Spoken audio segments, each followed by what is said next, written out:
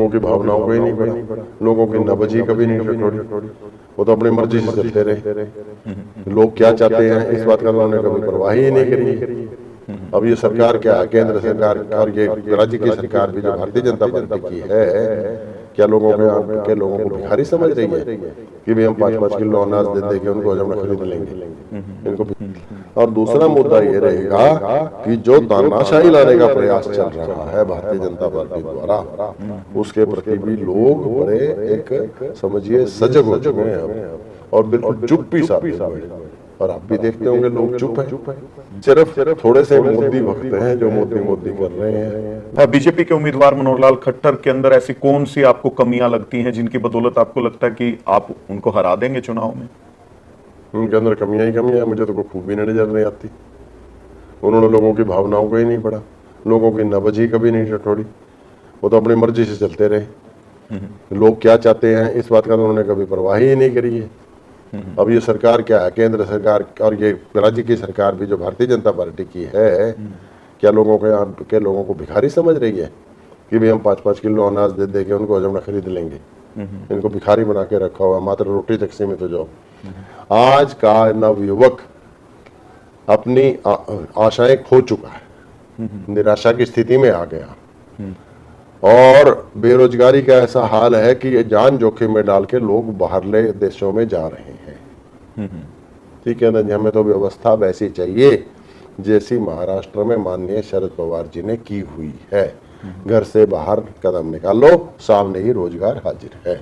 वो रोजगार पसंद नहीं है, दूसरी जगह जो वहाँ रोजगार उपलब्ध है। 30-40 हजार का रोजगार वहाँ हर एक को मिल जाता है, और इसलिए माननीय शरद पवार जी ने अपने मुख्यमंत्री रहते हुए वहाँ रोजगार की गारंटी कानून भी बना दिया था। महज एक ही राज्य है महाराष्ट्र जहाँ रोजगार की गारंटी कानून है और लागू है। तो मुख्य मुद्दे क्या मानते हैं? 2-4 मुख्य मुद्दे जो आप जिसकी बदौलत आप चुनाव लड़ेंगे, किन मुद्दों पर? सबसे पहला मुद्दा तो ये है कि करनाल लोकसभा को बाहर के प्रत्याशियों ने, जो दूसरे जिलों के रहने वाले हैं, एक सैरगाह के रूप में इसका प्रयोग कर रहे हैं। आते हैं, चुनाव जीतते हैं, फिर 5 साल दिखते भी नहीं है और यहाँ के लोगों के लिए कुछ करते भी नहीं है। हम यहाँ जमीन से जुड़े हुए आदमी हैं, जीते या हारे रहना हमने इन्हीं के बीच में है। हमें इनकी समस्याओं से भी पूरी तरह हम वाकिफ हैं, और यहाँ के लोग क्या चाहते हैं उससे भी हम पूरी तरह वाकिफ हैं।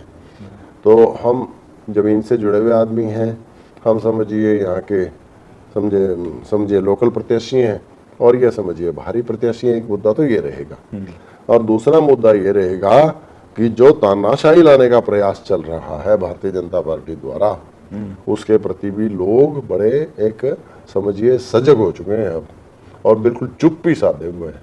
और आप भी देखते होंगे लोग चुप हैं, सिर्फ थोड़े से मोदी भक्त हैं जो मोदी कर रहे हैं, वो गिने जा सकते हैं। तो बाकी जो साइलेंट वोटर है वो सारा का सारा भारतीय जनता पार्टी के विरोध में पड़ेगा और इंडिया गठबंधन के पक्ष में पड़ेगा।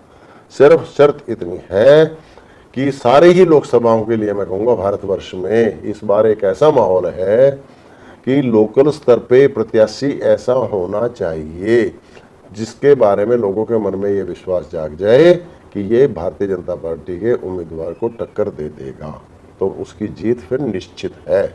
तो ये तो 400 पार की बात करते हैं, इस बार मुझे तो ऐसा लगता है 400 पे हारेंगे।